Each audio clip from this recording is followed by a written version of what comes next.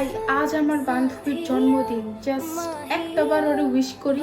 Listen, ওর সাথে তো তোর এখন আর কোনো কথা হয় না, আর ও তো তোরে পছন্দও করে না, তাই না? দেখ, আমার ভিতর তো কোনো ইগো নাই। আজকে ওর জন্মদিন, আজকে তো ওর জন্য এইটুকু। ওকে, ও কি তোরে করছিল উইশ? না না, মানে তোর লাস্ট ইয়ার বার্থডেতে ও তোরে উইশ করে না? না। আর তারপরেও তুই ওর বার্থডে উইশ করতে চাস? Like seriously?